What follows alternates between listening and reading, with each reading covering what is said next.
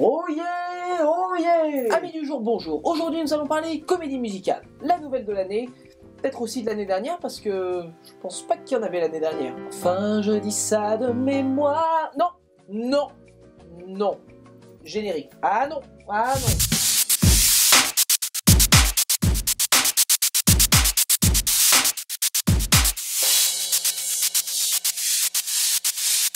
Le film du jour s'appelle Into the Woods. I wish. You wish to have the curse reversed? Qui n'a pas été traduit Promenons-nous dans les bois. Ah si, autant pour moi. Il a été traduit aussi Promenons-nous dans les bois. Bien sûr. Attention, il ne faut pas s'y méprendre. On n'a pas ici Disney qui essaye de mêler tous ses contes dans une seule comédie musicale, un peu à la Avengers. Non, non. Ici, nous sommes face à une adaptation d'une pièce de Broadway. Le problème, ça se ressent terriblement à l'écran.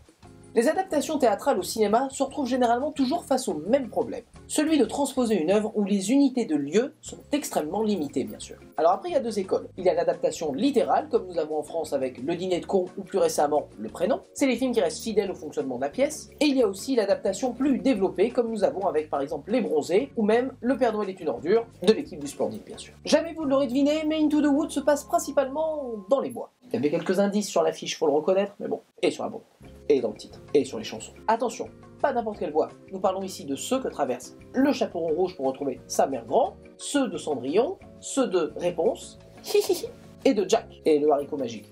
Le truc où il monte et il y a le géant. Ah, vous avez probablement vu le dessin animé aussi, sans Jack, avec Donald ou Mickey, ou je sais plus. C'est peut-être Bugs Bunny. Donc oui, ces bois servent de catalyseur, de centre névralgique pour tous les contes que nous connaissons tous si bien, en chanson. J'allais ajouter un mais je voulais pas avoir trop de préjugés. Mais en chanson.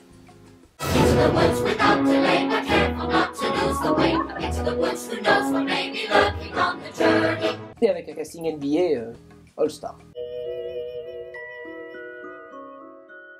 Seulement voilà, ce qui fonctionne probablement sur scène est ici inopérant.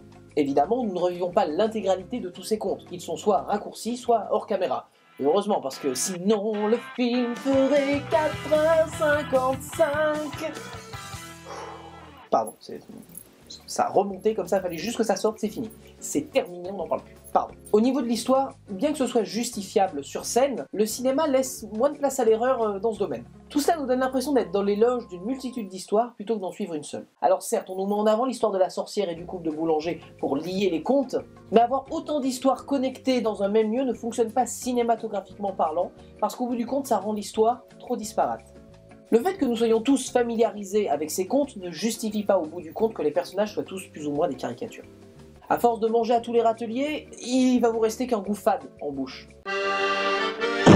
Rob Marshall, dont ce n'est pas le premier rodéo musical, va essayer de vous faire passer tout ça en musique. Les musiques de la pièce, bien sûr. Mais ne vous y détrompez pas, même si certaines chansons peuvent être sympathiques, aucune d'elles ne peut sauver le film.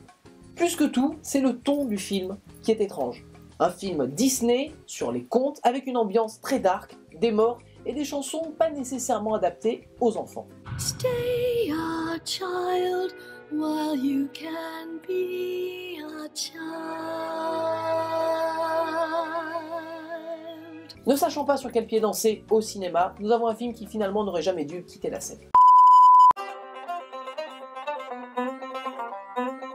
Into the woods. Une œuvre pas complexe qui toutefois laisse perplexe, mêlant noirceur et douceur, on meurt, on tous en âme sœur. Allez si vous voulez, pas vous en empêcher après de coller au profil.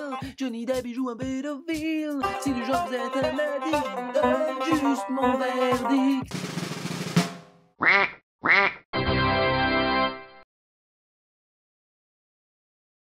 Dans votre DVD Tech, Into the Woods se rangera après des films Chicago et Maléfique. Amis du soir, bonsoir. Tout le monde. Non, j'arrête.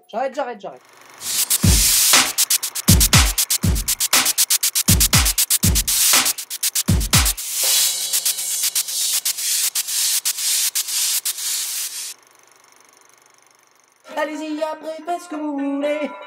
Là-dessus, va galérer ta race. Allez-y, si vous voulez,